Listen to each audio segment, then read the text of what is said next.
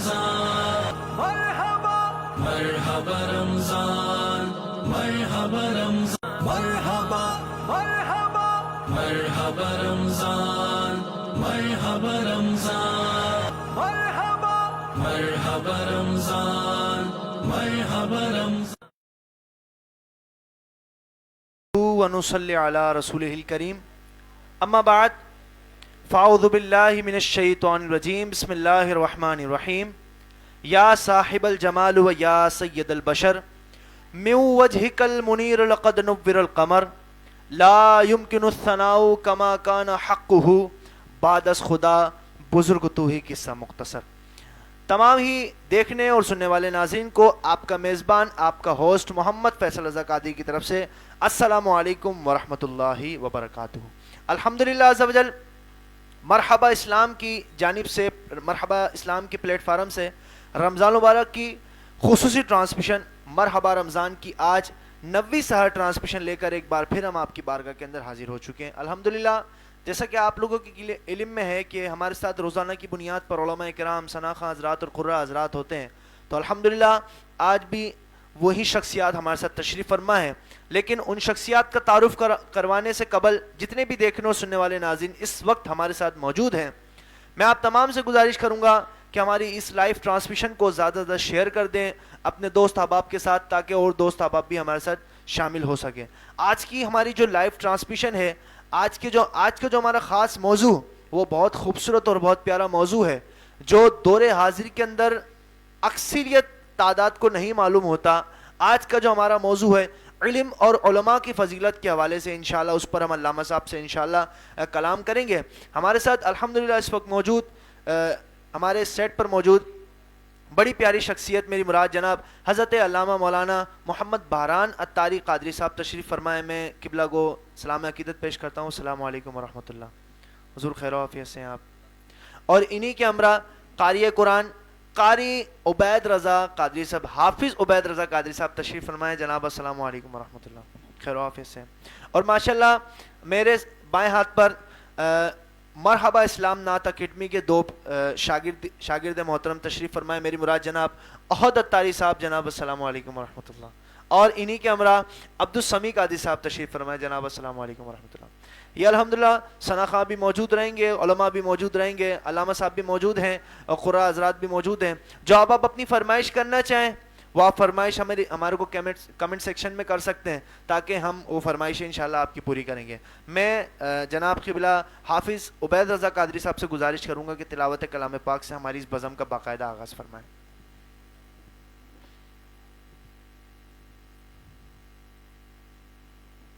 اعوذ باللہ من الشیطان الرجیم.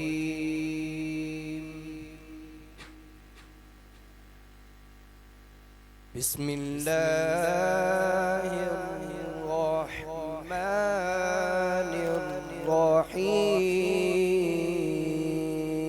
الرحیم. سبحان اللہ.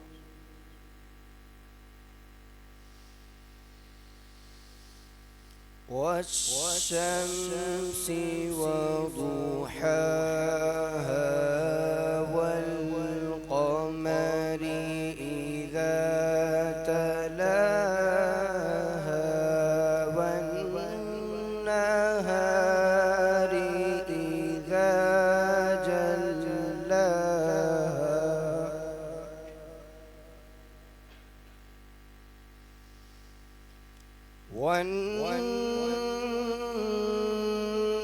والنهار إذا جلاها والليل إذا يغشاها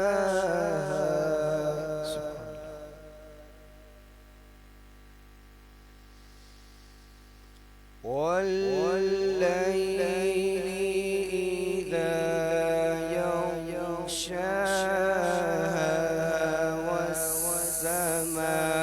والسماء وما بناها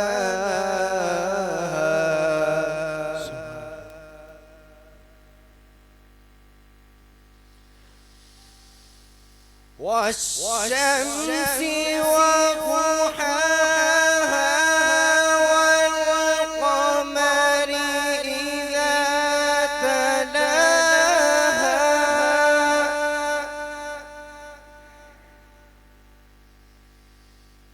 والقمر إذا تلاها والنهار إذا جلاها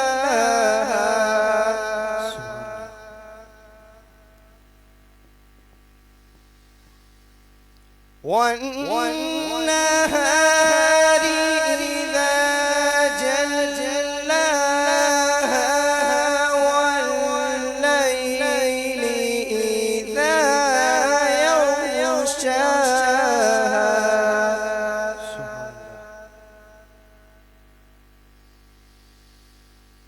والليل إذا يغشاها والسماء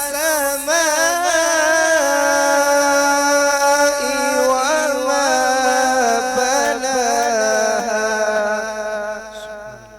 سبحان اللہ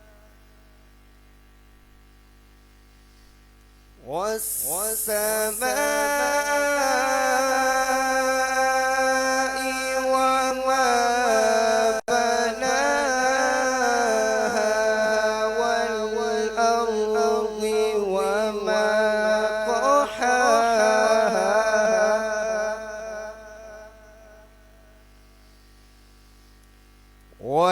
والأرض وما طحاها ونفس وما سواها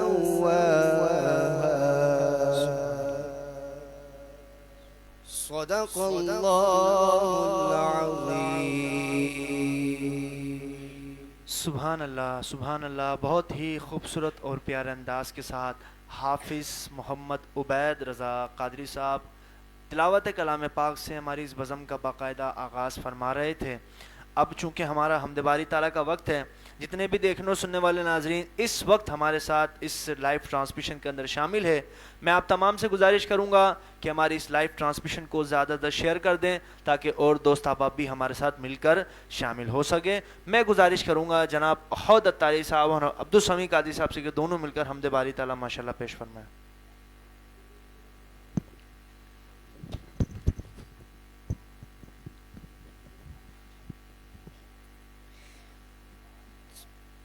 صلو علی الحبیب صلی اللہ تعالی علی محمد صلی اللہ علیہ وسلم.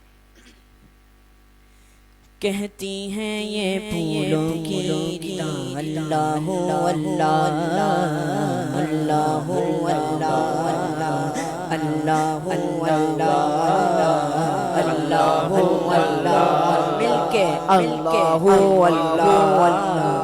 اللہ اللہ کہتی ہیں یہ پھولوں کی ردا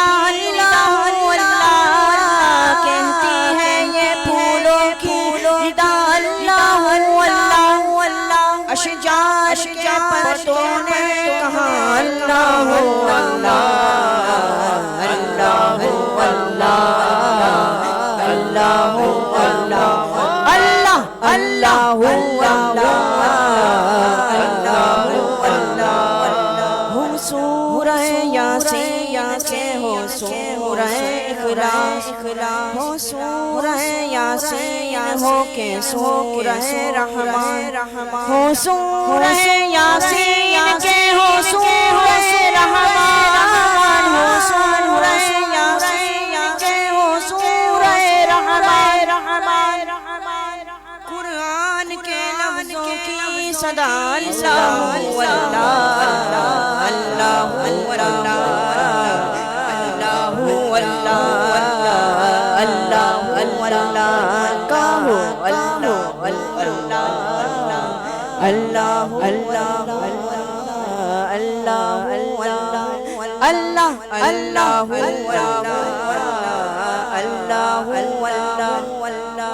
کرتا ہے صنعت برستا ہوا پانی کرتا ہے صنعت برستا ہوا پانی کرتا ہے صنعت برستا ہوا پانی دریا بھی ہے مصروف ثنا اللہ اللہ اللہ اللہ اللہ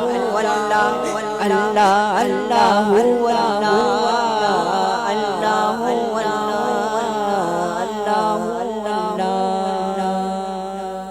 اللہ سبحان اللہ، بہت ہی خوبصورت اور پیارے انداز کے ساتھ ہمارے ماشاءاللہ احد رضا اور سمیع قادری صاحب ماشاءاللہ نذرانہ تو حمد باری تعالیٰ ماشاءاللہ پیش فرما رہے تھے کہ خدا کا ذکر کرے ذکر مصطفیٰ نہ کرے. اللہ، خدا کا ذکر کرے ذکر مصطفیٰ نہ کرے، ہمارے منہ میں ہو ایسی زباں خدا نہ کرے، ہمارے منہ میں ہو ایسی زباں خدا نہ کرے. میں عبدالسمیع قادری صاحب سے گزارش کروں گا کہ آپ بھی نعت رسول مقبول صلی اللہ علیہ وسلم پیش فرما کر ہمارے دلوں کو منور فرمائیں. درود شریف پڑھ لیجیے ایک دفعہ. صلو علی الحبیب صلی اللہ علیہ وسلم. سنتے ہیں کہ محشر میں صرف ان کی رسائی ہے. سنتے ہیں کہ محشر میں صرف ان کی رسائی ہے. اگر ان کی رسائی ہے لو جب تو بندائی ہے. اگر ان کی رسائی ہے لو جب تو بندائی ہے. سنتے ہیں کہ محشر میں صرف ان کی رسائی ہے. سنتے ہیں کہ محشر میں صرف ان کی رسائی ہے. اگر ان کی رسائی ہے لو جب بندائی ہے. یوں تو سب انہی کا ہے، پر دل کی اگر پوچھو یوں تو سب انہی کا ہے، پر دل کی اگر پوچھو یہ ٹوٹے ہوئے دل ہی، یہ ٹوٹے ہوئے دل ہی خاص ان کی کمائی ہے. یہ ٹوٹے ہوئے دل ہی خاص ان کی کمائی ہے. سب نے صف محشر میں للکار دیا ہم کو. سب نے صف محشر میں للکار دیا ہم کو. اے بے قصوں کے آقا، اے بے قصوں کے آقا، اب تیری دہائی ہے. مطلب میں یہ شخص کیا تھا واللہ رضا واللہ.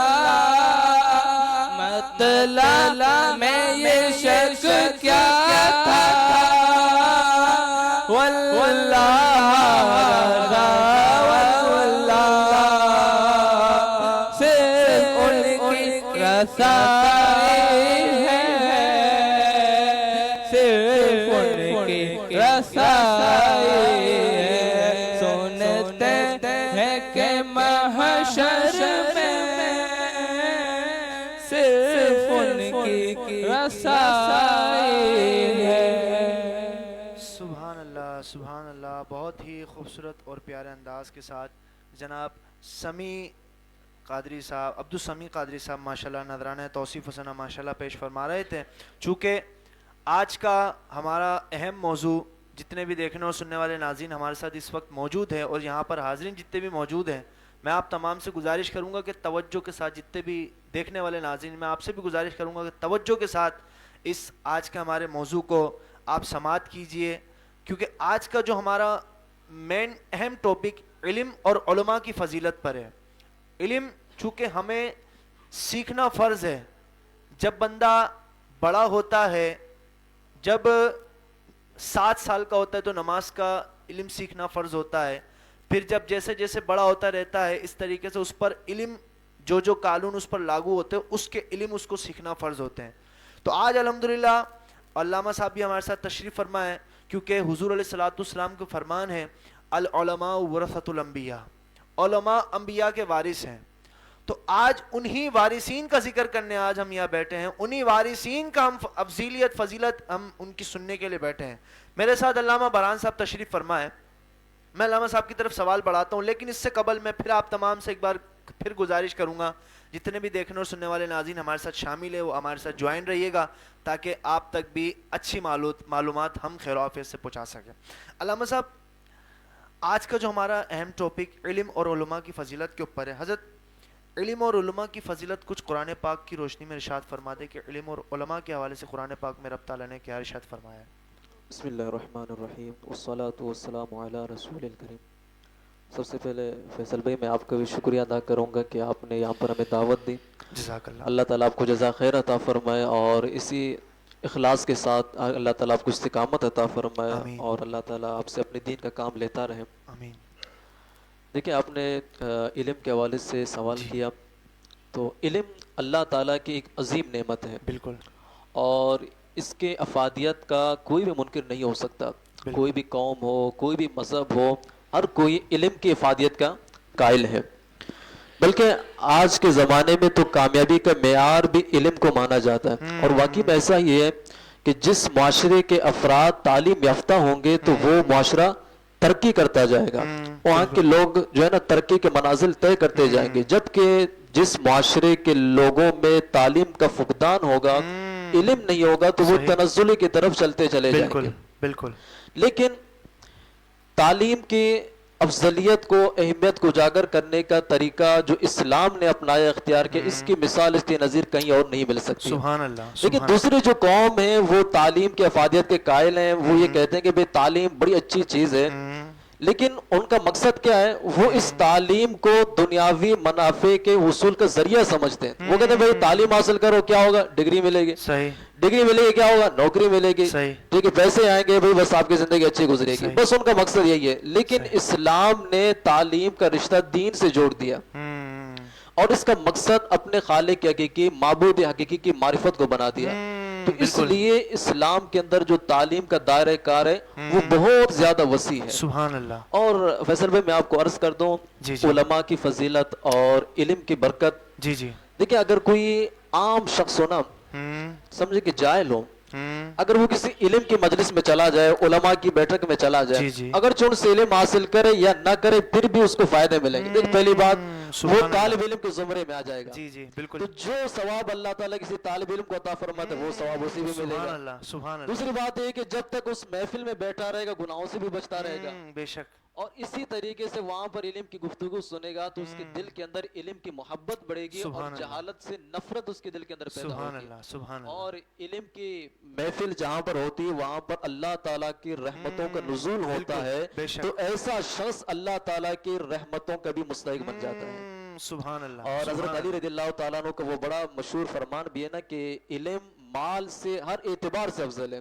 بالکل۔ کہتے ہیں نا کہ علم نبیوں کی وراثت ہے، اور مال و دولت فرعون، ہارون، شداد ان کی وراثت ہے، اور مال کی حفاظت انسان کرتا ہے جبکہ علم انسان کی حفاظت کرتا ہے۔ اور فرماتے ہیں کہ جب انسان مر جاتا ہے تو اس کا مال و دولت سب کچھ یہیں دنیا میں رہ جاتا ہے، لیکن علم اس کے ساتھ قبر میں بھی چلا جاتا ہے۔ اور بھی آپ رضی اللہ تعالیٰ عنہ نے علم کی افادیت کے حوالے سے کئی آپ سے قول منقول ہیں۔ اچھا، میں آپ کو ایک اور بات عرض کروں، مفتی احمد یار خان نعیمی رحمۃ اللہ تعالی علیہ نے ایک بات ارشاد فرمائی ہے تفسیر نعیمی کے اندر۔ دیکھیے، شکار کرتے ہیں نا لوگ، بالکل، تو شکار کرنے کے مختلف طریقے ہوتے ہیں کہ جیسے پہلے زمانے میں ہوتا تھا تیر کمان کے ذریعے شکار کیا جاتا تھا، اور ایک طریقہ ہے کتے کے ذریعے شکار کرنا۔ کس کے ذریعے؟ کتے کے ذریعے بھی شکار کیا جاتا تھا، آج بھی کتے کے ذریعے شکار کیا جاتا ہے، لیکن ہر کتے کا شکار حلال نہیں ہے۔ آپ فرماتے ہیں کہ جو کتا تعلیم یافتہ ہے اس کا شکار حلال ہے. فرماتے ہیں کہ علم کی برکت ہے کہ تعلیم یافتہ جو کتا ہوگا اس کا شکار حلال ہے. جو کتا ویسے شکار کر کے لے گیا اس کا وہ حلال نہیں ہے، بلکہ اس کی تربیت کی جائے، اس کو سکھایا جائے، اس کے بعد جب وہ شکار کر کے لائے گا تو وہ شکار حلال ہو جائے گا. اور اسی طریقے سے امام راضی رحمۃ اللہ تعالیٰ نے ایک بڑی پیاری بات ارشاد فرمائی ہے. وہ حضرت سلیمان علیہ السلام کا واقعہ آپ نے پڑھا بھی ہوگا، سنا بھی ہوگا کہ جب آپ اپنے لشکر کے ساتھ تشریف لے کے جا رہے تھے تو ایک چیونٹی نے ملاحظہ فرمایا 9 میل دور سے، تو اس نے اپنے ساتھیوں سے کیا کہا کہ اپنے بلوں کے اندر چلی جاؤ، کہیں ایسا نہ ہو کہ سلیمان علیہ السلام اور ان کا لشکر بے خبری میں تمہیں کچل نہ ڈال دیں.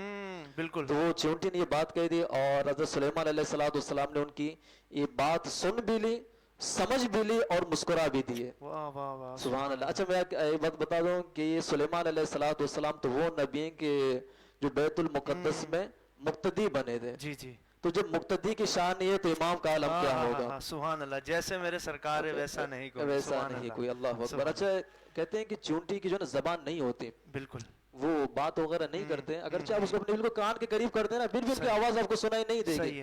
لیکن آج جو ہے آج کے زمانے میں تحقیق کی گئی کہ زبان تو نہیں ہے لیکن منہ کے قریب ان کے 2 باریک سے ریشے ہوتے ہیں.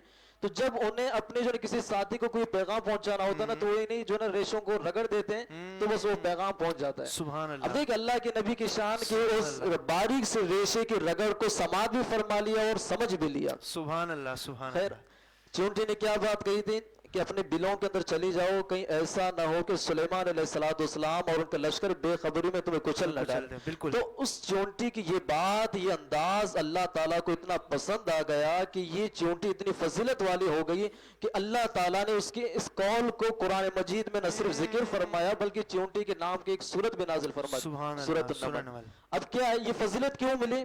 علم کی وجہ سے، اس چیونٹی کی علم کی وجہ سے. علم کیا کہ اس چیونٹی کو اس بات کا علم تھا کہ نبی معصوم ہوتے ہیں، وہ کسی پر جان بوجھ کر ظلم نہیں کرتے. سبحان اللہ. اور جو نبی کے صحابہ ہوتے وہ ظلم سے محفوظ ہوتے، وہ بھی جان بوجھ کر کسی پر ظلم سبحان اللہ نہیں کرتے. یہاں پر ایک اور بھی پیاری بات مفتی صاحب نے ارشاد فرمائیے کہ ایک چیونٹی اس کا تو یہ عقیدہ ہے کہ نبی کا صحابی کسی پر ظلم نہیں کرتا، اور یہ بد مذہب کہتے ہیں کہ صدیق اکبر اور عمر نے اہل بیت پر ظلم کر دیا. ان کی عقل تو چیونٹی سے بھی گئی گزری ہے. وہ ایک تو چیونٹی جانتا ہے، اس کا یہ عقیدہ ہے کہ اللہ کے نبی کے جو صحابی ہوتے ہیں وہ جان بوجھ کر کسی پر ظلم نہیں کرتے. اور فیصل بھائی اللہ تعالیٰ نے انسان کو اشرف المخلوقات بنایا. جی بے شک. لیکن دوسرے تمام مخلوقات سے انسان کو شرف بخشا، ممتاز کیا. اچھا انسان کیوں ہے؟ کیا انسان صرف اپنی جسامت کی وجہ سے انسان ہے؟ جی ایسا نہیں ہے، کیونکہ ہم سے زیادہ جسامت والے اور بھی جانور ہیں. بالکل. بیل ہم سے جو ہے نا وہ زیادہ جسامت والے، ہاتھی ہم سے زیادہ جو ہے نا موٹا تازہ ہے. بالکل. تو کیا انسان اپنی طاقت کی وجہ سے انسان ہے؟ ایسا بھی نہیں ہے. اونٹ ہم سے زیادہ طاقتور ہے. صحیح. تو کیا انسان اپنی بہادری کی وجہ سے انسان ہے؟ ایسا بھی نہیں ہے، کیونکہ ہم سے زیادہ دوسرے جو درندے ہیں وہ بھی بہادر ہیں. اور کیا انسان اس لیے انسان ہے کہ وہ زیادہ کھاتا پیتا ہے؟ ایسا بھی نہیں ہے، کیونکہ جانور ہم سے زیادہ کھاتے پیتے ہیں. تو احیاء العلوم شریف کے اندر حضرت سیدنا عبداللہ بن مبارک رحمۃ اللہ تعالی علیہ کا قول ذکر فرمایا گیا کہ ان سے پوچھا گیا کہ انسان کون ہے؟ فرمایا کہ علماء ہی انسان ہیں. انہوں نے غیر عالموں کو انسانوں میں شمار ہی نہیں کیا، کیونکہ میں نے جیسے یہ باتیں عرض کی کہ تو یہ وہ جو باتیں ہیں کہ قوت ہونا، زیادہ کھانا پینا، یہ وہ چیزیں کہ جو دوسرے جانور بھی کرتے ہیں. انسان جو دوسرے جانوروں سے ممتاز ہے وہ صرف علم کی وجہ سے ممتاز ہے. سبحان اللہ. کہ اللہ تعالیٰ نے انسان کو یہ صفت بخشی کہ صفت کی وجہ سے یہ تمام جو دوسرے مخلوقات ہیں ان سے ممتاز اور اشرف ہے. اور اسی طریقے سے اللہ تعالیٰ نے بھی قرآن مجید میں حضرت آدم علیہ السلام کا جو پورا واقعہ ذکر فرمایا، وَعَلَّمَ آدَمَ الْأَسْمَاءَ كُلَّهَا، اور حضرت آدم علیہ السلام کے دیگر فرشتوں پر جو فضیلت کو ذکر کیا وہ علم ہی تھے، کہ علم ہی کی وجہ سے حضرت آدم علیہ السلام دوسرے فرشتوں پر افضل قرار پائے. تو اللہ تعالیٰ نے قرآن مجید کے اندر کئی مقامات پر علم کی فضیلت اور اہمیت کو بیان فرمایا. ایک مقام پر اللہ تعالیٰ نے ارشاد فرمایا سورہ فاطر کے اندر کہ انما یخشی اللہ من عبادہ العلماء، سبحان اللہ. اللہ سے اس کے بندوں میں سے صرف علماء ہی ڈرتے ہیں. سبحان اللہ. بے اور شک. دوسرے ایک مقام پر اللہ تعالیٰ نے ارشاد فرمایا کہ تلک الجنۃ التی نورث من عبادنا من کان تقیا، کہ جنت تو میں نے بنائی لیکن اس کا وارث میں نے متقین کو بنا دیا. متقین کون؟ اللہ سے ڈرنے والے. وہاں پر اللہ کیا فرما رہا ہے کہ اللہ سے صرف علماء ہی ڈرتے ہیں. تو مطلب جنت صرف علماء ہی کے لیے. اور دوسرے ہم جیسے لوگ جنت میں جائیں گے وہ علماء کے صدقے ہی جنت میں جائیں گے. سبحان اللہ. اور اسی طریقے سے اللہ تعالیٰ نے عالم اور جاہل کے درمیان فرق کو واضح کرنے کے لیے ایک مقام پر ارشاد فرمایا کہ قل هل يستوي الذين يعلمون والذين لا يعلمون. کہ محبوب آپ فرما دیجئے کیا علم والے اور جاہل برابر ہیں؟ صحیح نہیں، برابر نہیں ہو سکتے. تو دیکھیں یہ بات اگر کوئی عالم کہہ دیتا، کوئی شخص کہہ دیتا کہ علم والے اور جاہل برابر نہیں ہو سکتے، صحیح، تو ہو سکتا ہے کہ جو نا اس کے خلاف ایکشن لیا جاتا ہے کہ بھئی یہ تو اپنی بڑائی بیان کرنے کے لیے بات کہہ رہا ہے. صحیح. ہو سکتا ہے کہ کئی لوگ اس کے مخالف ہو جاتے. صحیح. لیکن یہ بات اس ذات نے کہی جو تمام کائنات کا خالق و مالک ہے. سبحان اللہ، سبحان اللہ. علم والے اور بے علم کبھی بھی برابر نہیں ہو سکتے. سبحان اور اللہ. اسی طریقے سے ایک اور مقام پر اللہ تبارک و تعالی نے ارشاد فرمایا یرفع اللہ الذین آمنوا منکم والذین اوتوا العلم درجات. کہ اللہ تعالیٰ تم میں سے مومنین کے اور ان کے جن کو اللہ تعالیٰ نے علم عطا کیا ان کے درجات کو بلند فرمائے گا. سبحان اللہ. حضرت سیدنا عبداللہ بن عباس رضی اللہ تعالیٰ عنہ سے مروی آپ فرماتے ہیں کہ جنت کے اندر علماء کرام عام مومنین سے 700 درجے بلندی پر ہوں گے. سبحان اللہ. اور ہر 2 درجوں کے درمیان 500 سال کی مسافت ہوگی. سبحان اللہ. سبحان اللہ. دیکھیں کوئی انسان جنت میں چلا جائے یہی اس کے لیے بہت بڑی بات ہے، بڑی کامیابی ہے. لیکن علماء کرام نہ صرف جنت میں جائیں گے بلکہ جنت میں عام مومنین سے 700 درجے بلندی پر ہوں گے. تو یہ شرف، یہ عزت اللہ تبارک و تعالیٰ نے علماء کرام کو عطا فرمایا کہ اللہ تعالیٰ نے ان کے بارے میں یہ بھی آتا ہے کہ جب قیامت کا دن ہوگا علماء کرام کا حساب سب کے سامنے نہیں لیا جائے گا بلکہ الگ سے بلا کر اللہ تعالیٰ ان سے سوال کرے گا. سبحان اللہ تعالیٰ فرمائے گا نا کہ اے گروہ علماء میں نے تمہیں علم اس لیے نہیں دیا کہ آج تمہیں رسوا کروں. تو اس لیے جب وہاں پر بھی ان کا حساب لیا جائے گا تو سب کے سامنے نہیں لیا جائے گا کہ تاکہ اگر ایسا نہ ہو کہ کوئی کمی خامی ہو تو ان کو دوسروں کے سامنے شرمندگی کا سامنا نہ کرنا پڑے. تو علماء کرام کی اور علم کی اللہ تبارک و تعالیٰ کے ہاں بہت بڑی قدر ہے اور منزلت ہے. اللہ تعالیٰ ہم سب کو علم حاصل کرنے کی توفیق عطا فرمائے. آمین بجاہ. ماشاء اللہ، ماشاء اللہ. بہت ہی خوبصورت اور پیارے انداز کے ساتھ حضرت علماء کی فضیلت ماشاء اللہ بیان فرما رہے تھے. دیکھا آپ نے ناظرین علماء کی فضیلت کے حوالے سے آج دور حاضر کے اندر دیکھا یہ گیا ہے ہم جس طریقے سے علم کی قدر بھول چکے ہیں اسی طریقے سے علماء کی بھی قدر بھول چکے ہیں. حالانکہ علماء انبیاء کے وارثین ہیں. اب میں آپ کو چھوٹی سی مثال دیتا ہوں. اگر کوئی وڈیرا ہو، جاگیردار ہو، علامہ صاحب کوئی وڈیرا ہو، کوئی جاگیردار ہو، ہم اس کی عزت کرتے ہیں. اگر کوئی محفل میں آ کے بیٹھ جاتا ہے اس کی عزت کرتے ہیں، اس کو بڑا ایک مقام دیتے ہیں، اس کو ایک الگ سے گدی لگا کے بٹھاتے ہیں. کیوں؟ وڈیرا ہے، جاگیردار ہے. اچھا اگر اس کی جگہ اس کا بیٹا آ جائے اس کو بھی وہ عزت دیتے ہیں. کیوں؟ کیونکہ بھائی وہ وڈیرے کا بیٹا ہے.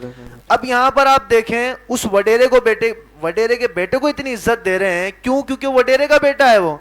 جو علماء انبیاء کے وارثین ہیں حضرت، جو علماء انبیاء کے وارثین ہیں، انبیاء کا ادب ہم پر فرض ہے، لازم ہے. اگر انبیاء کی شان میں کوئی گستاخی کرے گا کافر ہو جائے گا. اب امیر اہل سنت کی پوری کفریہ کلمات کے بارے میں سوال جواب کے حوالے سے پوری کتاب لکھی ہوئی ہے. اس میں علماء کے حوالے سے انہوں نے خود سے انہوں نے لکھا ہے کہ جو علماء کرام باقاعدہ حوالوں کے ساتھ لکھا ہے جو علماء کرام کی برائیاں کرتا ہے، جو علماء کرام کے خلاف بولتے ہیں بددین ہے وہ. تو اب آج کل دیکھا یہ گیا ہے آج کل تم علم کی قدر تو بالکل بھول چکے ہیں، ساتھ میں علماء کی بھی قدر بھول چکے ہیں. حضرت آپ نے تو یہ ماشاءاللہ قرآن پاک کے حوالے سے ارشاد فرمایا. قرآن پاک میں علماء کے حوالے سے جو ہے کئی مقامات پر جو ہے وہ اللہ تبارک و تعالیٰ نے ارشاد فرمایا. حضرت اس میں احادیث مبارکہ بھی کچھ ملتی ہوں گی علماء کے حوالے سے، وہ بھی کچھ ارشاد فرمائیے. نبی پاک علیہ الصلوۃ والسلام اس دنیا میں تشریف لائے معلم بنا کر بھیجے گئے، یعنی سکھانے والے. سبحان اللہ. بے شک خود بھی تو سیکھے ہوئے تھے اور سکھانے والے بنا کر بھیجے گئے. بالکل بے شک. اچھا آپ دیکھیں کہ جب نبی پاک علیہ الصلوۃ والسلام مکہ مکرمہ میں تشریف لائے اور اسلام کا جب ظہور ہوا تو اس وقت وہاں پر زیادہ پڑھے لکھے لوگ نہیں تھے. لیکن جب نبی پاک علیہ الصلوۃ والسلام نے تعلیم کا سلسلہ باقاعدہ اسٹارٹ فرمایا تو دیکھتے ہی دیکھتے کئی نبی پاک علیہ الصلوۃ والسلام یہ سمجھے کہ علماء تیار کر لیے. اور کئی اس حوالے سے ادارے قائم کیے، اور نبی پاک علیہ الصلوۃ والسلام کی خاص توجہ تھی اس بات پر کہ سیکھا جائے.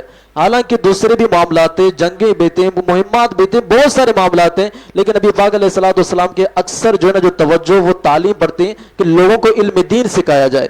اسی طریقے سے کہ جب کوئی شہر فتح ہوتا تو نبی پاک علیہ الصلوۃ والسلام فوراً وہاں پر اپنا ایک صحابی بھیجتے کہ وہاں پر جائیں اور وہاں کے لوگوں کو تعلیم دیں، علم سکھائیں، قرآن سکھائیں، حدیث سکھائیں. تو نبی پاک علیہ الصلوۃ والسلام کا ایسا یوں سمجھے کہ جذبہ تھا کہ لوگوں کو علم دین آنا چاہیے. جب جنگ بدر ہوئی اور جو کفار قیدی بن کر نبی پاک علیہ الصلوۃ والسلام کی بارگاہ میں تھے تو ان کے چھڑانے کے لیے نبی پاک علیہ الصلوۃ والسلام نے فرمایا کہ بھائی فدیہ ادا کرو، جو فدیہ دے گا اس کو آزاد کیا جائے گا. بالکل. اب جن کے پاس فدیہ نہیں تھا تو دیکھیں نبی پاک علیہ الصلوۃ والسلام نے فرمایا کہ انصار کے 10 بچوں کو لکھنا پڑھنا سکھاؤ، یہی تمہارا فدیہ ہے. سبحان اللہ. تو نبی پاک علیہ الصلوۃ والسلام کی اتنی توجہ تھی کہ علم دین کو سیکھا جائے، کیونکہ اللہ تعالیٰ نے ارشاد فرمایا نا کہ یؤتی الحکمت من یشاء ومن یؤت الحکمت فقد اوتی خیرا کثیرا، کہ اللہ تعالیٰ جسے چاہتا ہے اسے حکمت عطا فرما دیتا ہے. سبحان اللہ. اور جسے حکمت عطا کی گئی یوں سمجھے کہ اسے خیر کثیر عطا کیا گیا. سبحان. گویا کہ جسے علم کا ایک باب آ گیا، علم کا کوئی مسئلہ آ گیا تو اسے دنیا و مافیہا سے افضل شے مل گئی. دیکھیں قرآن مجید میں ایک اور مقام پر اللہ نے دنیا کے بارے میں اور دنیا کے اندر جو کچھ بھی اس کے بارے میں اللہ نے فرمایا کہ یہ تھوڑا سا ہے. جی. ساری اس زمین کے بارے میں کیا فرمایا، کائنات کے بارے میں کہ یہ تھوڑا سا ہے.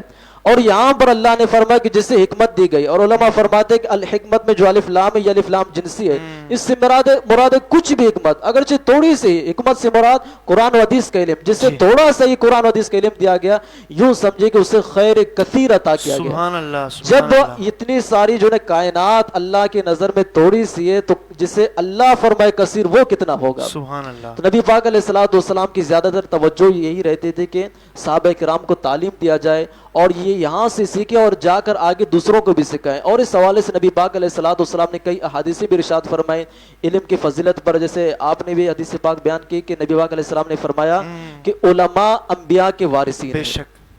اور انبیاء کرام نے درہم و دینار کی وراثت نہیں چھوڑی، انہوں نے علم کا وراثت چھوڑ دی. بالکل تو بالکل. جس نے حاصل کیا اس نے بہت بڑا حصہ حاصل کر لیا. بے شک. اور اسی طریقے سے علم جو ہے نا یہ کوئی مال دولت کی طرح نہیں ہے، یہ کسی مادی چیز کی طرح کہ جس کی منفیت ایک خاص مدت تک ہو اس کے بعد ختم ہو جائے، صحیح. ایسا نہیں ہے. صحیح. بلکہ نبی پاک علیہ الصلوۃ والسلام نے فرمایا کہ جب انسان مر جاتا ہے نا تو اس کے اعمال منقطع ہو جاتے ہیں، صرف 3 اعمال باقی رہتے ہیں.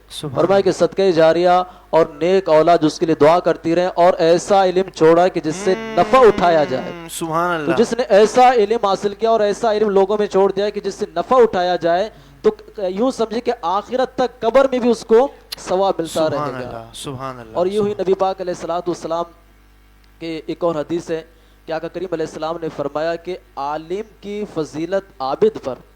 عابد کسے کہتے ہیں؟ عبادت گزار کو، بالکل. کہ جو عبادت کرتے رہتے ہیں. اور نبی پاک علیہ السلام نے فرمایا کہ عالم کی فضیلت عابد پر ایسی ہے کہ جیسے میری فضیلت تم میں سے ادنا شخص پر.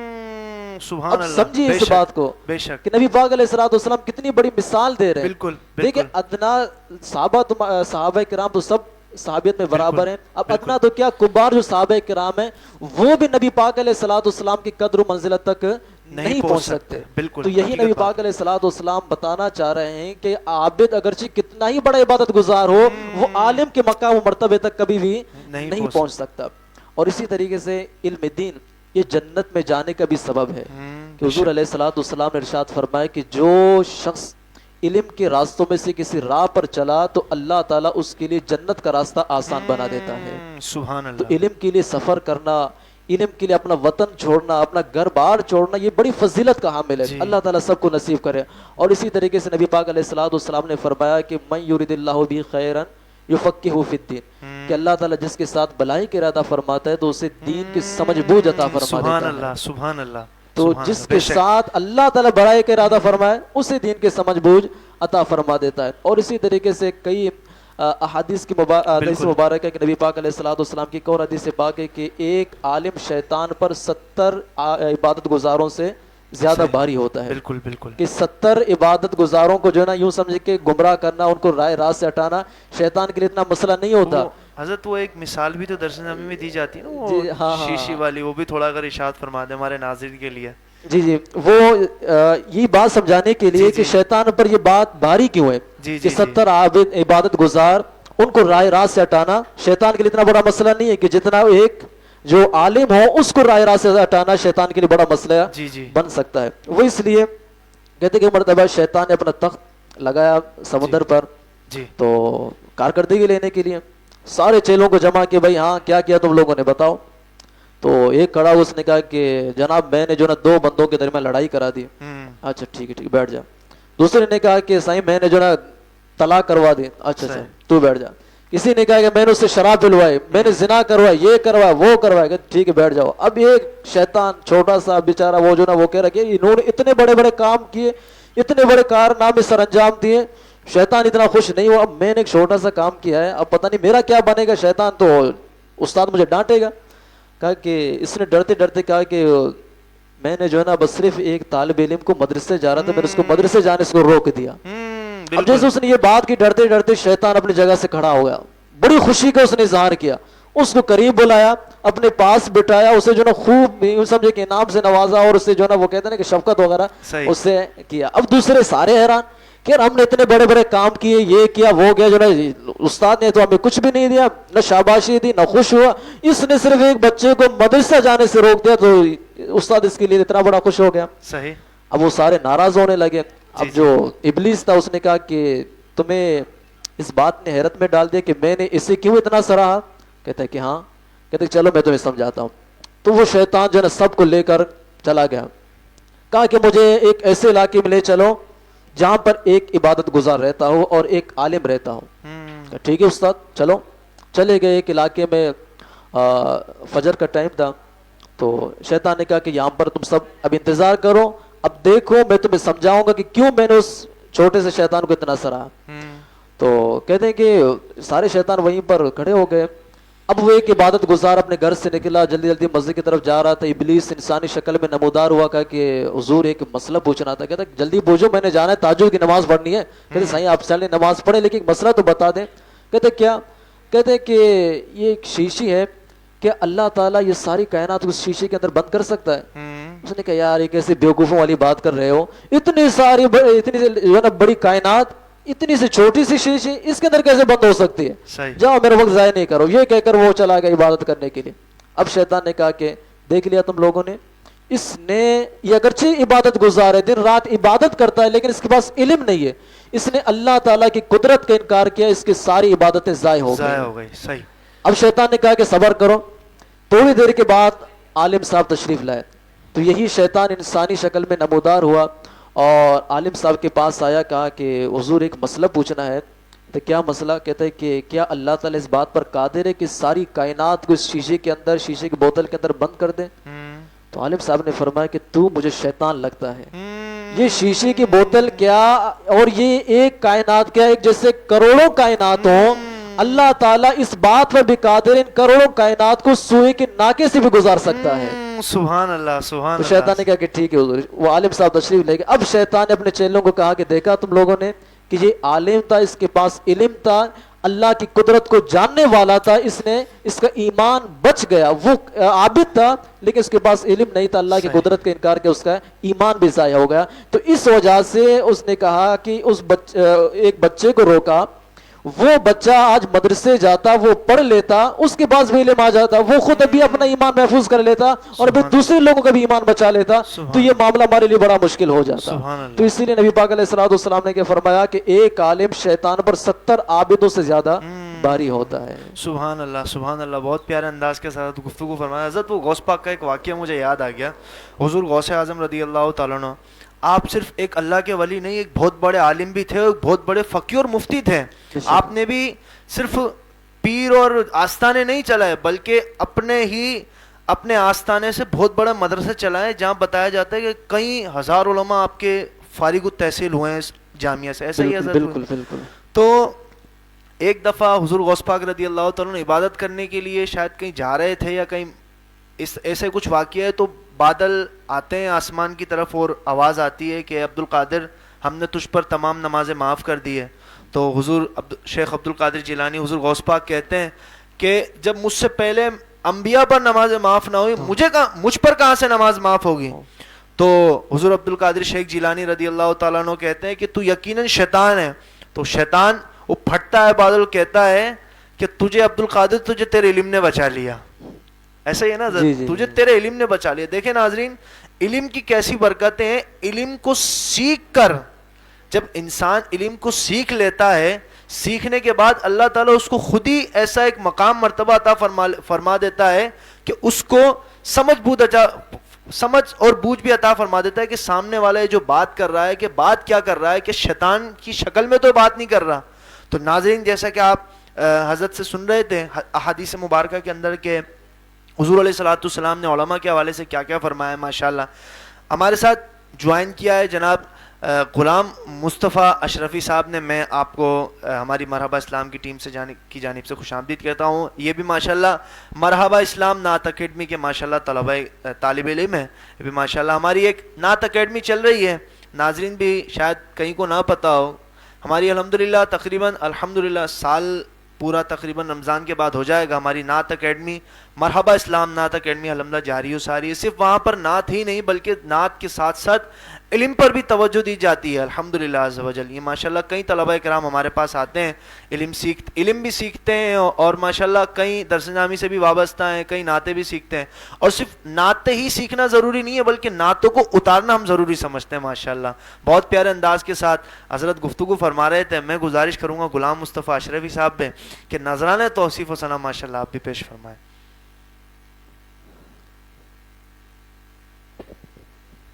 صلو علی الحبیب صلی اللہ تعالی علیہ وسلم. سائے میں تمہارے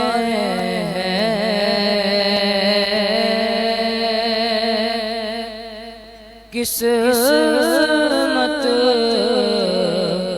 یہ ہماری ہے.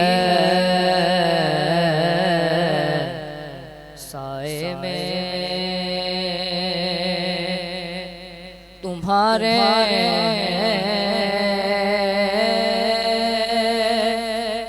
قسمت یہ ہماری ہے. قربان دل و جاں ہے کیا شان تمہاری ہے. کیا پیش کروں تم کو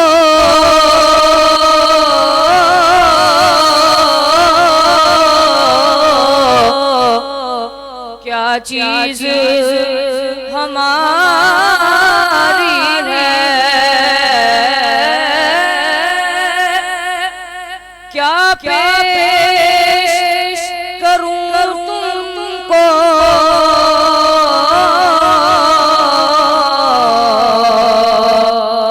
کیا چیز ہماری ہے.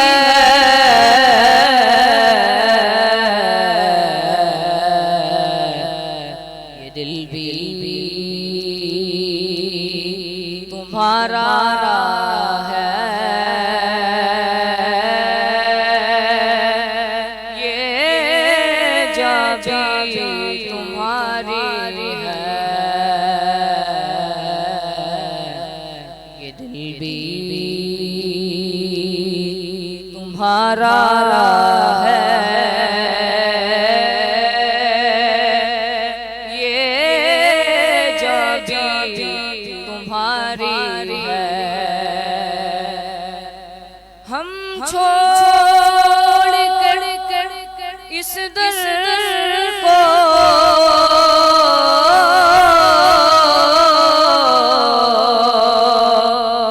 جائیں تو کہاں جائیں. ہم چھوڑ کر اس در کو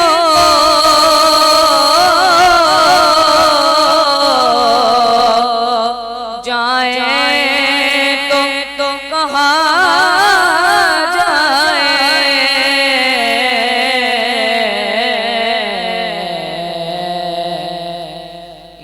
عمر تمہارے ہی ٹکڑوں پہ گزاری ہے، یہ عمر تمہارے ہی ٹکڑوں پہ گزاری ہے، نقشہ تیرا دلکش ہے،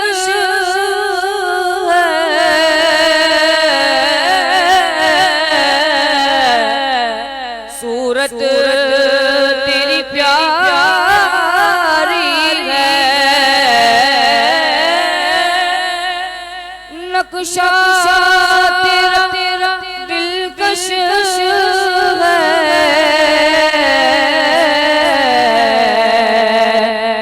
صورت تیری پیاری ہے،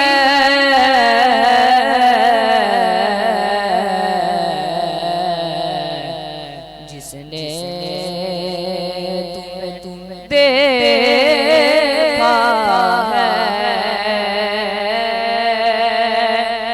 سو جان سے واری ہے، جس نے تمہیں دیکھا ہے سو جان سے واری ہے، سائے میں تمہارے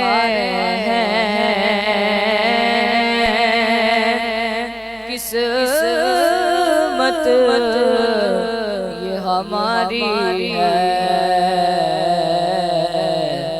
قربان دل و جان ہے، کیا شان تمہاری ہے۔ سبحان اللہ سبحان اللہ، سائے میں تمہارے ہیں کیا شان تمہاری ہے، سبحان اللہ۔ بہت پیارے انداز کے ساتھ غلام مصطفیٰ حافظ غلام مصطفیٰ اشرفی صاحب نذرانہ توصیف و ثنا ماشاءاللہ پیش فرما رہے تھے۔ میں گزارش کروں گا عہد اتاری صاحب سے کہ آپ بھی نذرانہ توصیف و ثنا ماشاءاللہ پیش فرمائیں۔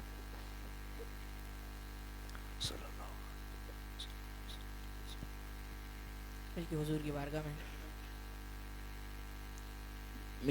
بارگاہ میں درود شریف پڑھنے ایک دفعہ صلی اللہ علیہ وسلم، صلاۃ و سلام علیکہ یا رسول اللہ وعلی آلہ وصحبہ۔ بہت ہی پیارا کلام۔ وہ جو چاہے چاند کو توڑ دے، انہیں اختیار دیا گیا، وہ جو چاہے چاند کو توڑ انہیں اختیار دیا گیا، اور پھر اس کے ٹکڑوں کو جوڑ دے، انہیں اختیار دیا گیا، وہ جو چاہے چاند کو توڑ دے، وہ جو چاہے چاند کو توڑ دے، انہیں اختیار دیا گیا، وہ جو چاہے چاند کو توڑ دے، انہیں اختیار دیا گیا، اور پھر اس کے ٹکڑوں کو جوڑ دے، انہیں اختیار دیا گیا، انہیں اختیار دیا گیا، اور جو علی کی عصر قضا ہوئی وہ وقت ہی پیدا ہوئی، جو علی کی عصر قضا ہوئی تو وہ وقت وہی ادا ہوئی، کو موڑ دے ڈوبے آفتاب کو موڑ دے انہیں اختیار دیا گیا وہ جو چاہے چاند کو توڑ دے سبحان اللہ سبحان اللہ سبحان اللہ سبحان اللہ ماشاءاللہ بہت ہی خوبصورت اور پیارے انداز کے ساتھ احد اتاری صاحب نذرانہ توصیف وسلم ماشاءاللہ پیش فرما رہے تھے. عبدالسمی صاحب آپ سے بھی گزارش کروں گا کہ آپ بھی نعت رسول صلی اللہ علیہ وسلم پیش فرمائیں. شیخ پڑھ لیجیے ایک دفعہ وسلم کی بارگاہ پہ. اللہم صلی علی اے ختم رسل مکی مدنی اے ختم رسل مکی مدنی کون میں تم سا کوئی نہیں واللہ کوئی نہیں اے ختم رسل اے ختم رسل مکی مدنی کون میں تم سا کوئی نہیں کون میں تم سا کوئی نہیں اے نور مجسم تیرے سوا اے نور مجسم تیرے سوا محبوب خدا کا کوئی نہیں واللہ کوئی نہیں اے ختم رسل او صاف تو سب نے پائے او صاف تو سب نے پائے پر حسن میں تم سا کوئی نہیں پر حسن میں تم سا کوئی نہیں آدم سے جناب عیسیٰ تک آدم سے جناب عیسیٰ تک سرکار سے اچھا کوئی نہیں واللہ کوئی نہیں ختم رسل یہ شان تمہاری ہے آقا تم عرش بری پر پہنچے ہو تم عرش بری پر پہنچے ہو ذیشان نبی سب لیکن ذیشان نبی سب لیکن معراج کا چولا کوئی نہیں واللہ کوئی نہیں ختم رسل خیرات محمد سے پاک خیرات محمد سے پاک اس ناز سے کہتے ہیں منگ اس ناز سے کہتے ہیں منگتے دکھیوں پہ کرنے والا دکھیوں پہ کرنے والا سرکار سے اچھا کوئی نہیں واللہ کوئی نہیں ختم رسل مکی مدنی کون میں تم سا کوئی نہیں واللہ کوئی نہیں ختم رسل سبحان اللہ سبحان اللہ. بہت ہی خوبصورت اور پیارے انداز کے ساتھ ماشاءاللہ تینوں ہی ثنا خاں اپنی حاضری ماشاءاللہ پیش فرما رہے تھے.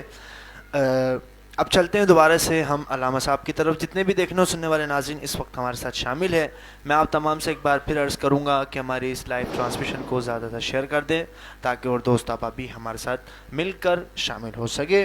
میں علامہ صاحب کی طرف چلتا ہوں. علامہ صاحب, علماء امت یعنی امت محمدی کے جو علماء ہیں ان کا شوق دین کے حوالے سے کچھ ارشاد فرمائیے.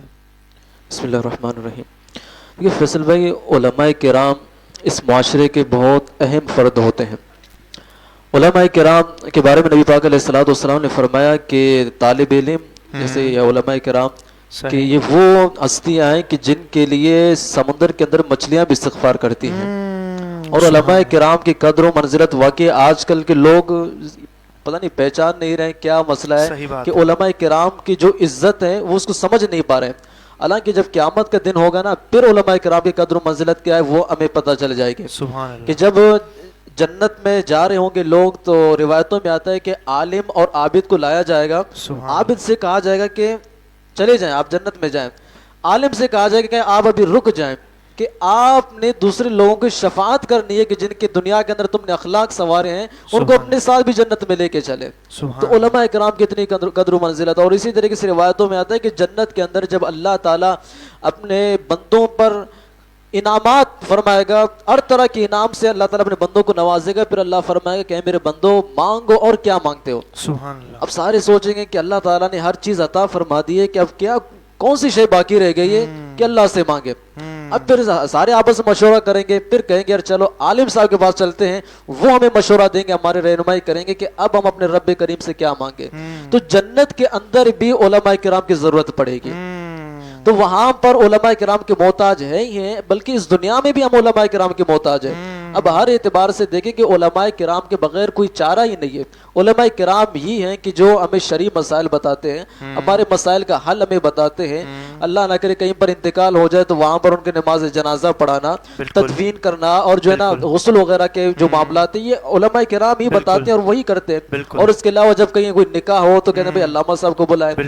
جب اس طرح کے معاملات ہوتے ہیں تو علامہ صاحب کو بلایا جاتا ہے. اچھا میں ایک بات کہتا ہوں, وہ اماموں کے حوالے سے, امام بھی ہمارے معاشرے کے اہم فرد ہوتے ہیں. اب چونکہ سرمایہ بالکل بالکل میں کہتا ہوں کہ بعض لوگ جیسے کہتے ہیں نا نیت کرتے ہیں بھائی نیت کرتا ہوں 4 رکعت نماز ظہر کے واسطہ اللہ کے پیچھے سے امام کے.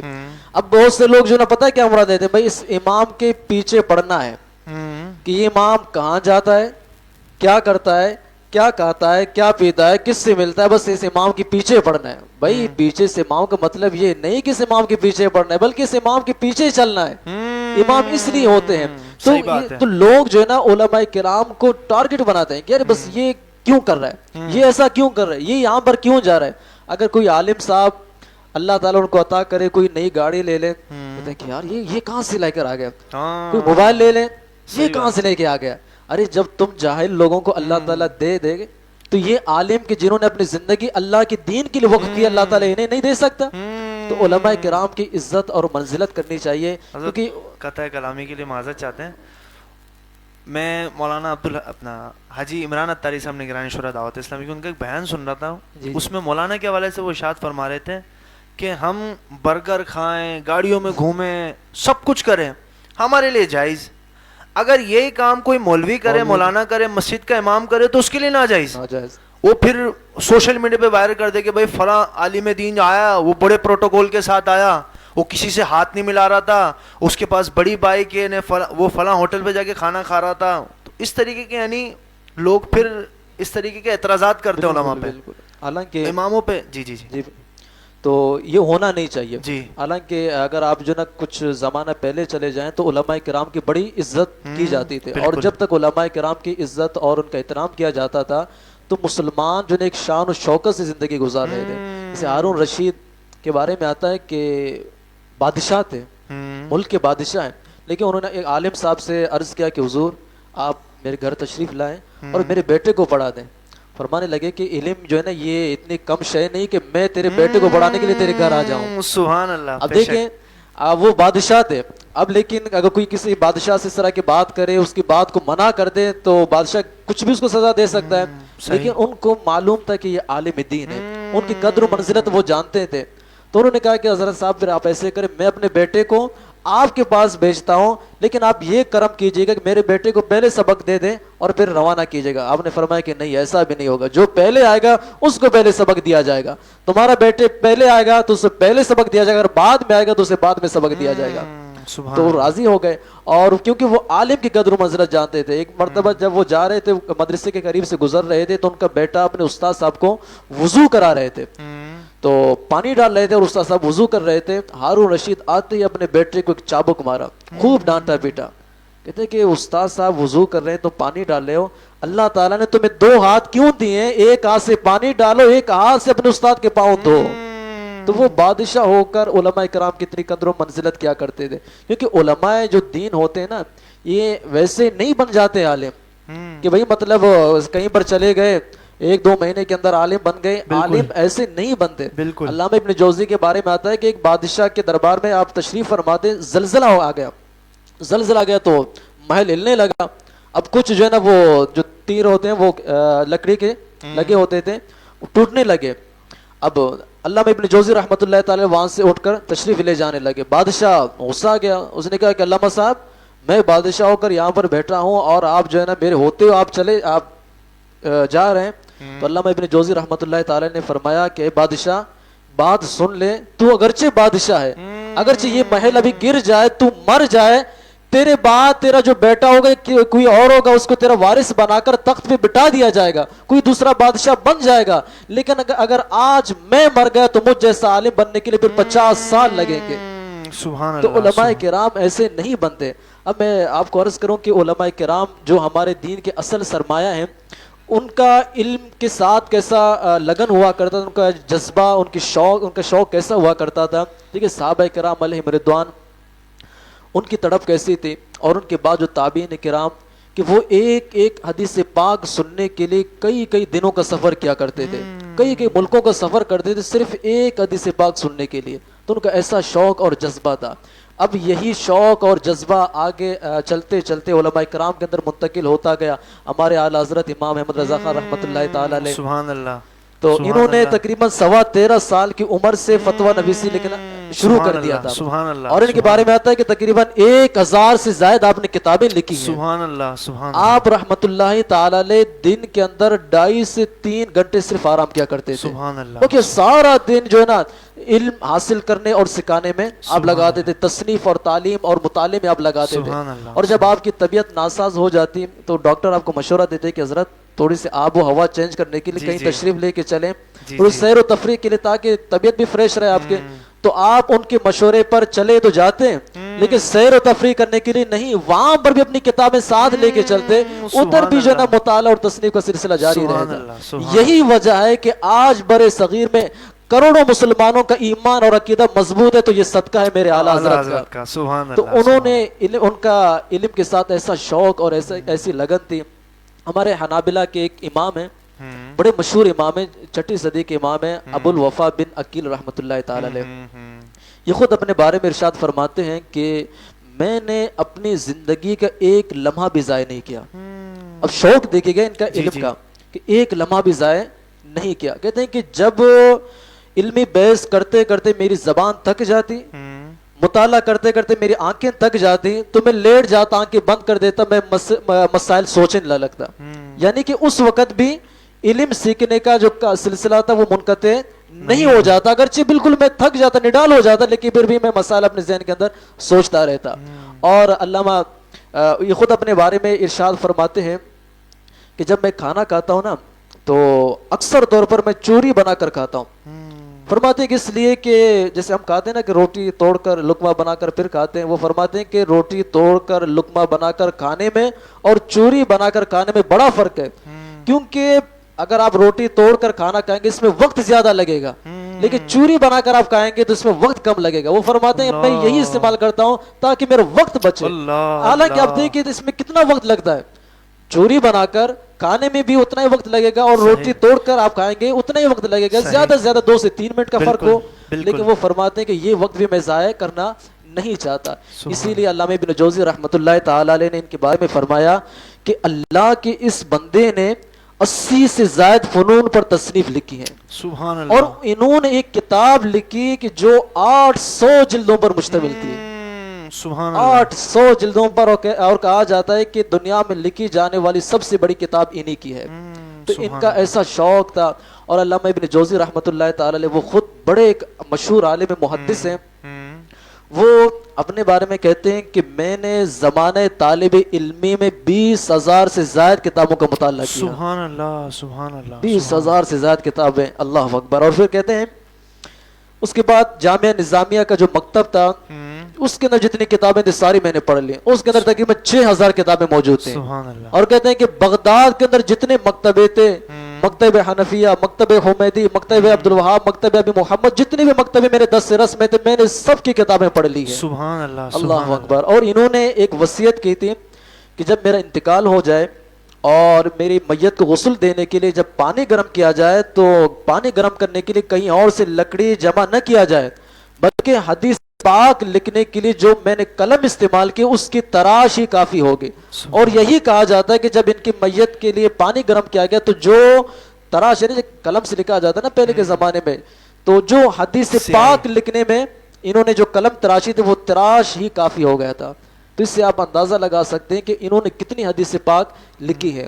اور مشہور ریاضی دان، اسلامی ریاضی دان البیرونی، ان کا آپ دیکھیے گا کہ ان کا کیسا شوق تھا علم دین کے حوالے سے، کہ ان کے بارے میں آتا ہے کہ ان کا ہاتھ کبھی قلم سے اور دل کبھی فکر سے جدا ہی نہیں ہوا. اور وقت ان کے ہاتھ میں قلم ہوتی تھی اور یہ لکھتے رہتے تھے. اور جب ان کا آخری وقت آیا، نزا کا عالم تھا، تو علی بن عیسیٰ یہ ان کے پاس تشریف فرماتے ہیں. تو آپ فرماتے ہیں کہ جیسے نزا کی حالت ہوتی ہے تو طبیعت میں کیسی گھٹن سی ہوتی ہے، کیا حالت ہوتی ہے یہ تو بندہ بیان نہیں کر سکتا، لیکن جیسے ہم نے پڑھا ہے کہ بہت سخت معاملہ ہوتا ہے نزا کے وقت. لیکن علی بن عیسیٰ کہتے ہیں کہ میں موجود تھا. اتنے میں انہوں نے مجھ سے کہا کہ علی بن عیسیٰ، ایک مرتبہ تم نے میراث کے حوالے سے نانیوں کا مسئلہ مجھ سے بیان کیا تھا، وہ دوبارہ بتانا. صحیح. میں نے کہا کہ حضرت اس حالت میں آپ موت کی کشمکش میں، نزا کی حالت ہے، اس وقت بھی آپ مسئلہ پوچھ رہے ہیں. تو انہوں نے جواب دیا، اور ایسا جواب دیا کہ ایسا جواب علم کا سچا عاشق ہی دے سکتا ہے.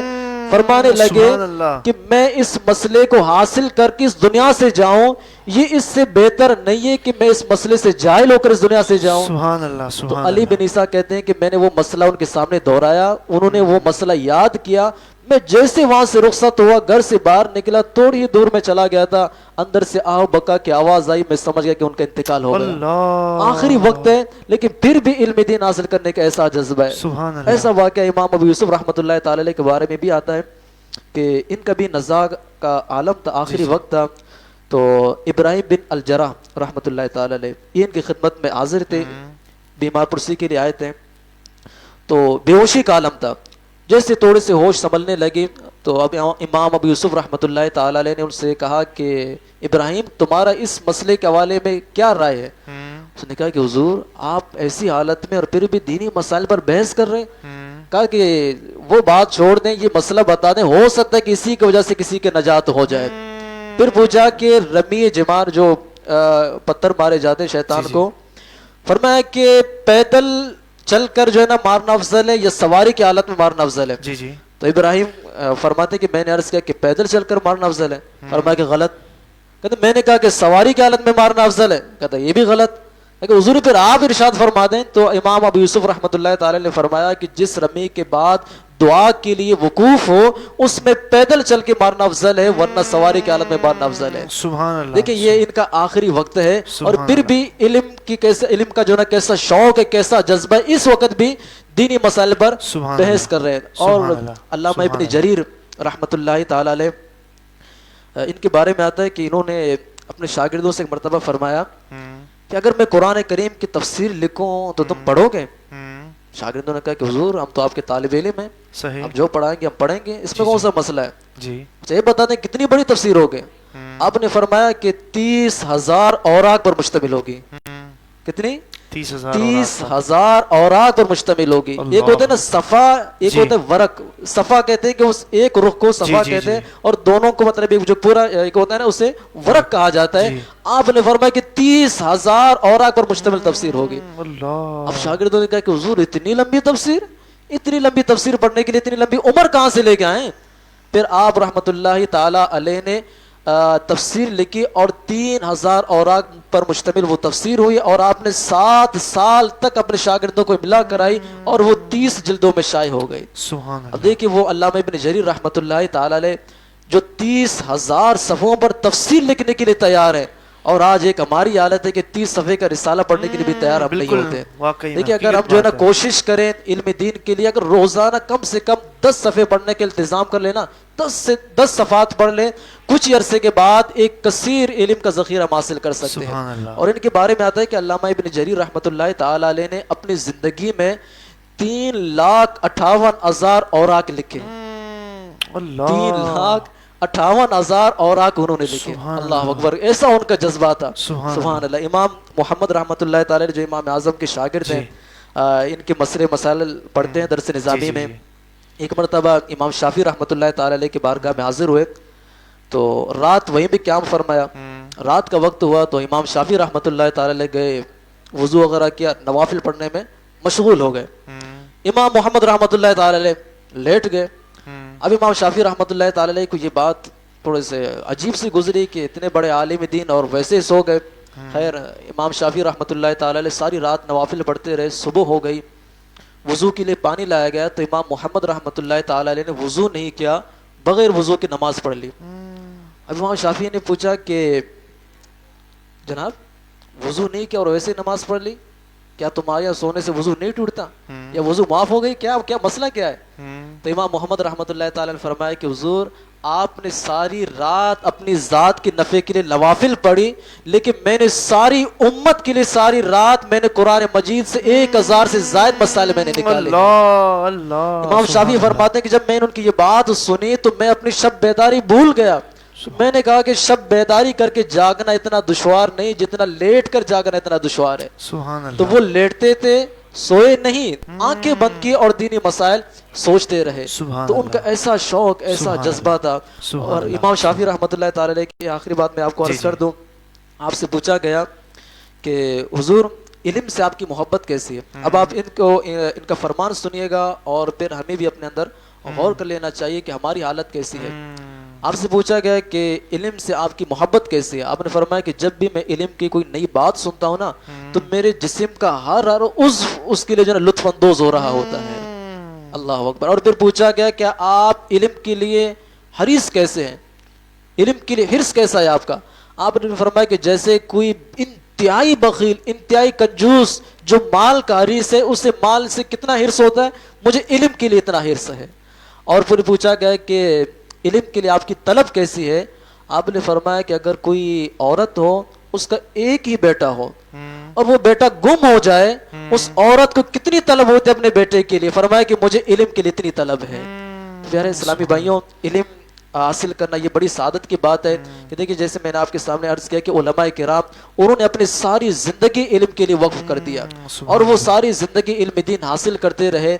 آج ہم جو ہے نا پستی کی طرف جا رہے ہیں، زوال کی طرف جا رہے ہیں. اس کا اہم سبب یہی ہے کہ اب علم دین سے دور ہو گئے. اب جو ہے نا غیروں کے پیچھے چل پڑے، ان کی تعلیمات کے پیچھے چل پڑے، اس وجہ سے ہم زوال کی طرف جا رہے ہیں. ورنہ نبی پاک علیہ الصلوۃ والسلام کے زمانے سے لے کر قرن وسطیٰ تک آپ دیکھ لیں کہ جب مسلمانوں کے اندر علم دین کا جذبہ تھا، علم دین حاصل کرنے کا شوق تھا، تو مسلمان پوری دنیا پر غالب تھے. لیکن جب سے علم دین کو چھوڑ دیا تب سے لے کر اب تک مسلمان زوال کی طرف جا رہے ہیں. اگر ہم پھر عروج چاہتے ہیں، کامیابی چاہتے ہیں، تو اس کا طریقہ یہی ہے کہ اب دین کی طرف آئیں، دین کا علم سیکھیں اور اپنے خالق و مالک، اپنے اللہ عز و جل کی معرفت حاصل کر کے اس کی حقیقی عبادت کریں گے. پھر انشاءاللہ الکریم دیکھیں کیسے کامیابی ہمارے قدم چومتے ہیں. سبحان اللہ سبحان اللہ سبحان اللہ. بہت پیارا انداز کے ساتھ گفتگو فرما رہے تھے. میں یہاں پر ایک عرض کروں گا. حضرت فرما رہے تھے کہ روزانہ کی بنیاد پر اگر 10 صفحات بھی اگر کوئی پڑھے گا، تو میں یہاں پر ایک بات عرض کروں گا کہ حضرت روزانہ کی بنیاد پر اگر ہم یہ شیڈول کے اندر اپنے شامل کر لیں کہ روزانہ کی بنیاد پر صرف 3 صفحات، کہ ہم نے 3 صفحات پڑھنے ہیں، تو 10 دن میں حضرت ہو گئے 30 اور 30 دن میں ہو گئے ٹوٹل 90. بالکل. تو میں سمجھتا ہوں کہ امیل سنت کو جو جاری کردہ رسالے ہوتے ہیں وہ تقریباً 30-35 صفحات پر مشتمل ہوتے ہیں. تو آپ ایک مہینے کے اندر تقریباً 3 رسالے پڑھ لیں گے علم دین کے. جتنے بھی دیکھنے اور سننے والے ناظرین، یہاں پر بھی موجود حاضرین، مجھ سمیت اگر اس بات پر ہم عمل کریں کہ ہم روزانہ کی بنیاد پر 3 صفحات اگر اپنی زندگی کے اندر شامل کر لیں. اب تو موبائل کا زمانہ ہے, موبائل کا دور ہے, پی ایچ اپنا اس میں آتا ہے, یہ PDF کے اندر سارے رسالے امیل سنت کے اور دیگر رسائل بھی موجود ہوتے ہیں. تو موبائل میں آپ پڑھ لیں, موبائل کے اندر عادت بنا لیں پڑھنے کی, یہ کہ اس میں علم دین آپ کو سمجھنے کو بھی ملے گا, پڑھنے کو بھی ملے گا. دوسری بات میں یہاں پر یہ عرض کرتا چلوں کہ جتنے بھی ہمارے ناظرین ہیں, میں آپ سے عرض کروں گا کہ علم کے ساتھ ساتھ علماء کی بھی قدر کریں. اگر آج ہم جو حضرت فرما رہے تھے, ہمارا زوال جو ہے وہ علم دین سے دوری تو ہے, ساتھ میں علماء سے بھی دوری ہے. ہم علماء سے مسئلے پوچھتے نہیں ہیں. اگر کسی کو پیٹ میں درد ہوتا ہے تو وہ ڈاکٹر کے پاس جاتا ہے, یا کسی کو اگر کوئی پرابلم ہوتی ہے گھر کے اندر تو وہ کسی کاریگر کے پاس جاتا ہے. جب ہمارے ساتھ کوئی اندرونی مسئلہ پیش آتا ہے, جیسے کوئی ہمارے پاس کوئی مسئلہ پیش آ گیا, کسی بھی معاملات پر کوئی مسئلہ پیش آ گیا, تو ہم گلی کوچوں میں جا کے بیٹھ کے اس پہ بحث کر رہے ہوتے ہیں. تو ہم علماء کے پاس جائیں نا, علماء کے پاس جا کر ان سے اس بات کا جواب لیں. علماء ہی بتائیں گے اس بات کا جواب, نہ کہ وہ محلے گلی کوچوں میں بیٹھ کر اس پر بحث کرنے سے اس کا حل نہیں ہوگا. اور آخری بات میں یہاں پر عرض کروں کہ علماء کی قدر کریں. ابھی چونکہ عید بھی قریب ہے, رمضان کا مہینہ ہے, تو ہم جس طریقے سے اپنے گھروں پر افطاری کا اہتمام کرتے ہیں, سحری کا اہتمام کرتے ہیں, میرے پیارے محترم جتنے بھی دیکھنے والے ناظرین ہیں, میں آپ سے بھی گزارش کروں گا کہ جو ہمارے علماء ہیں, ائمہ مساجد ہیں, جو دین کی خدمت کر رہے ہیں, دین کو فائدہ پہنچا رہے ہیں, مسجد میں رہ کر ہو یا پھر سوشل میڈیا کے ذریعے وہ علم دین کا فائدہ اٹھا رہے ہیں, فائدہ پہنچا رہے ہیں, تو آپ ان کی مدد کریں. کیا پتہ ان کی یہ مدد کرنا آپ کے لیے ثواب جاریہ ہو. اگر کوئی ایک مسجد امام ہے, اس کو 15 سے 20 ہزار روپے تنخواہ ملتے ہیں, آپ سوچیں کہ ہمارے خود کا خرچہ گھر کا خرچہ 15 سے 20 ہزار میں نہیں چلتا, تو اس امام مسجد کا کہاں سے چلے گا؟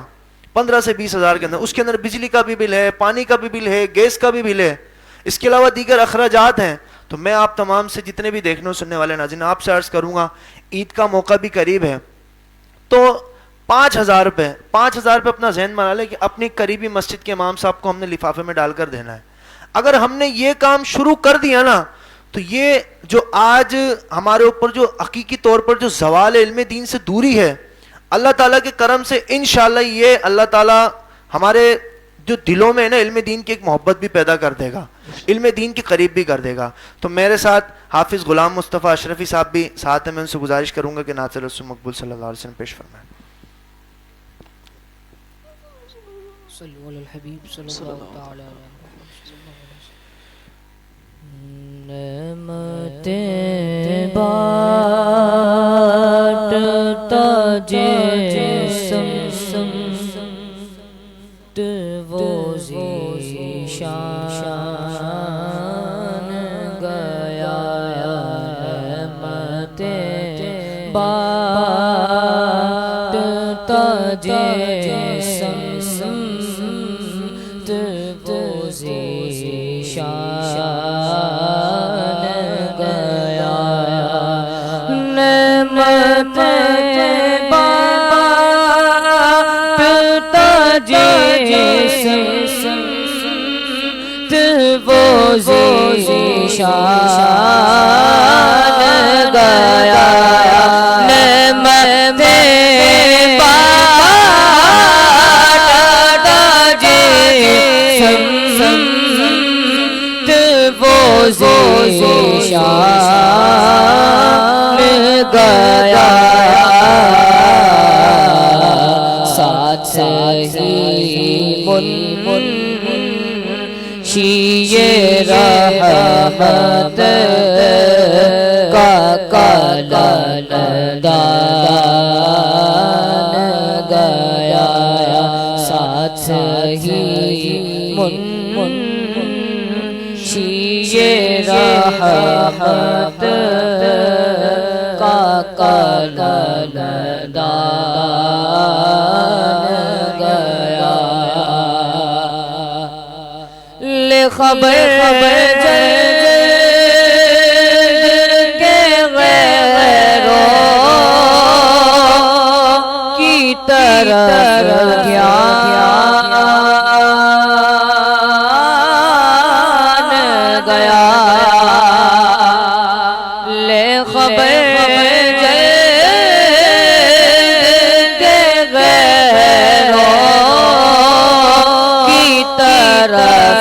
سفیان گیا میرے آقا میرے مولا تیرے قربان گیا میرے آقا میرے مولا تیرے قربان گیا انہیں جانا انہیں مانا نہ رکھا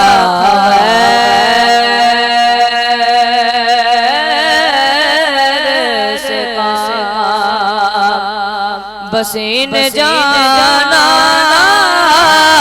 انہیں مانا نہ رکھا سے کام بس انہیں جانا انہیں مانا نہ رکھا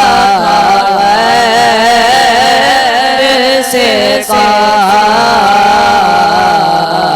للہ الحمد میں دنیا سے مسلمان گیا للہ الحمد میں دنیا سے مسلمان گیا انہیں جانا انہیں مانا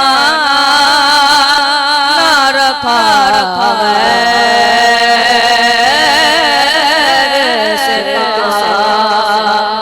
انہیں جانا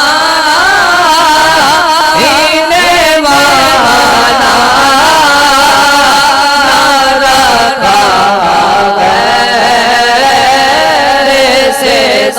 بس انہیں جانا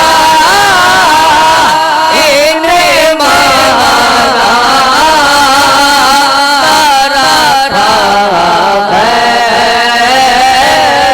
سے کام بس انہیں جانا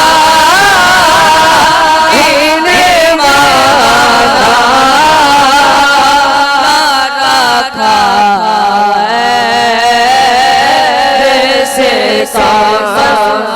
انہیں جانا انہیں مانا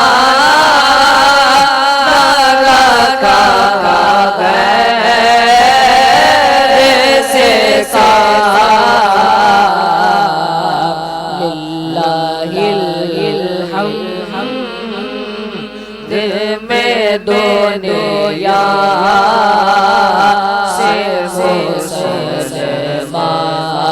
مسلمان گیا للہ الحمد میں دنیا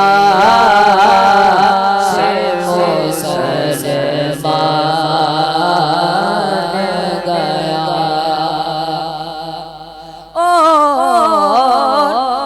اور تم پر میرے آقا کی عنایت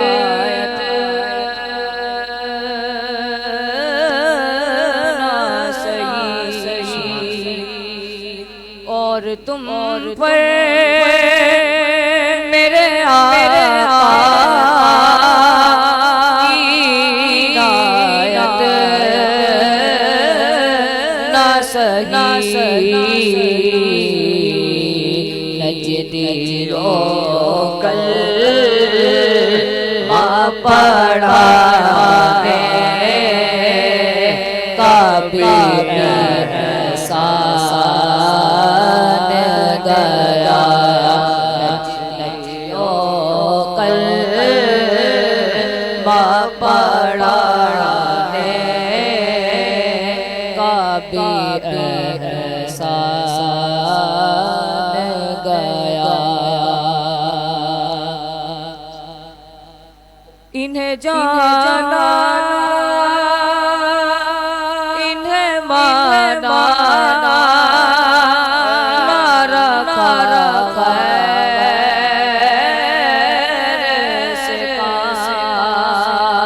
میں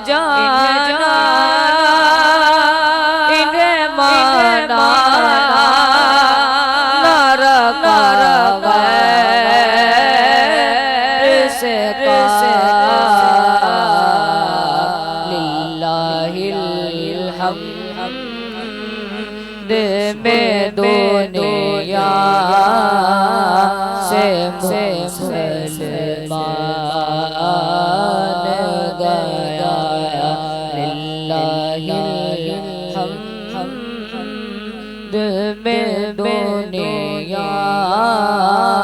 سے مسلمان گیا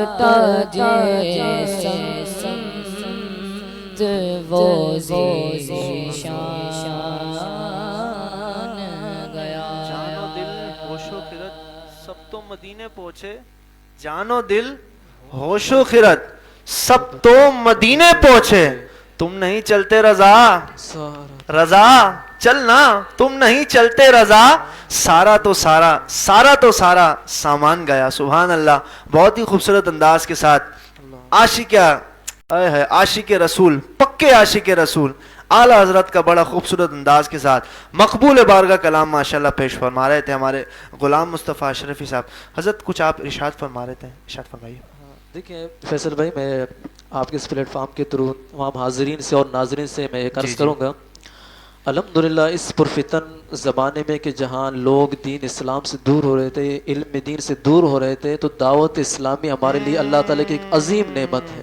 سبحان کہ اللہ دعوت اسلامی نے ہمارے لیے علم دین حاصل کرنا بڑا آسان بنا دیا سبحان آپ قرآن مجید کی تعلیم حاصل کرنا چاہتے ہیں آپ کے لیے مدرسۃ المدینہ قائم کر دیا آئیں پڑھیں قرآن کریم کی تعلیم حاصل کریں سبحان اللہ بڑے ہیں نہیں آ سکتے بعضوں کو شرم آتی ہے آپ کے لیے مدرسۃ المدینہ بالغان قائم کر دیا آ جائیں پڑھیں تو صحیح نا سبحان اللہ آپ اگر علم دین حاصل کرنا چاہتے ہیں آپ کے لیے جامعات قائم کر دیے سینکڑوں جامعات آپ کے لیے بنا دیے کہ آپ آ کر وہاں پر علم دین حاصل کریں قرآن کا علم حاصل کریں حدیث کا علم حاصل کریں اگر آپ کہتے ہیں کہ میرے پاس اتنا بھی ٹائم نہیں ہے دن میں کاروبار بھی بندے ہوتے ہیں مصروف ہوتا ہوں آپ کے لیے رات میں بھی جامعات کھول دیے دن میں نہیں ہے رات میں آئیں پڑھیں تو صحیح اگر آپ کہتے ہیں میرے پاس اتنا بھی وقت نہیں کہ میں جامعہ جا سکوں تو پھر بھی پریشان نہ ہو کہ دعوت اسلامی آپ کو اکیلا نہیں چھوڑے گی آپ اپنے گھر کے اندر رہ کر بھی علم دین حاصل کر سکتے ہیں آن لائن کا سسٹم بھی موجود ہے کہ آپ اپنے گھر کے اندر رہ کر اور اپنے وقت کے مطابق جو آپ کو پسند ہو آپ اس اپنے مرضی کے مطابق علم دین حاصل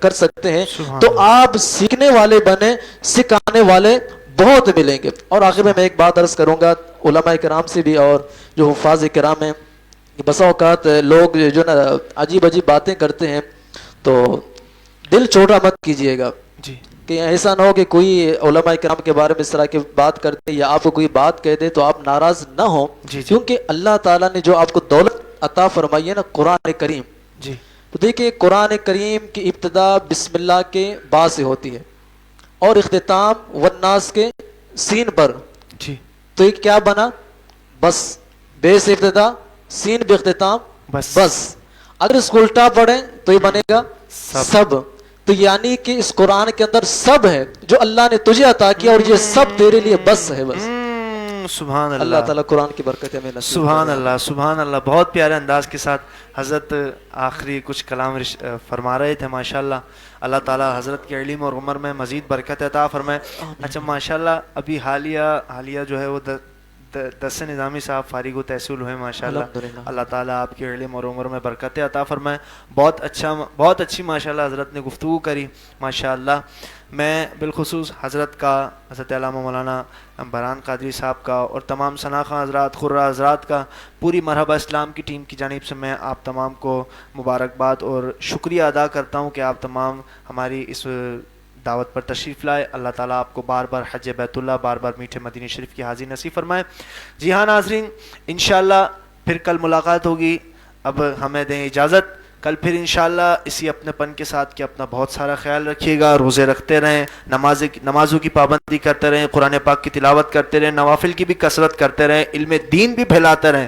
جو آپ سیکھ رہے ہیں صرف اپنے تک ہی محدود نہ رکھے بلکہ دوسروں تک بھی پہنچائے تاکہ آپ کے لیے ثواب جاریہ بنے. اسی انداز کے ساتھ جو میرا وطیرہ رہا ہے اختتام کروں گا، لیکن اس سے قبل کل انشاءاللہ پھر ہمارے ساتھ نئے علماء کرام، نئے شناخہ حضرات، نئے قراء حضرات ہوں گے. کل الگ سیگمنٹ کے ساتھ انشاءاللہ عز و جل. اجازت دیجئے کہ بس انہیں جانا انہیں مانا، انہیں جانا انہیں مانا، نہ رکھا غیر سے کام، للہ الحمد میں دنیا سے. وآخر دعوانا ان الحمدللہ رب العالمین. السلام علیکم ورحمۃ اللہ وبرکاتہ. مرحبا مرحبا مرحبا رمضان، مرحبا رمضان، مرحبا مرحبا رمضان، مرحبا رمضان، مرحبا مرحبا مرحبا رمضان.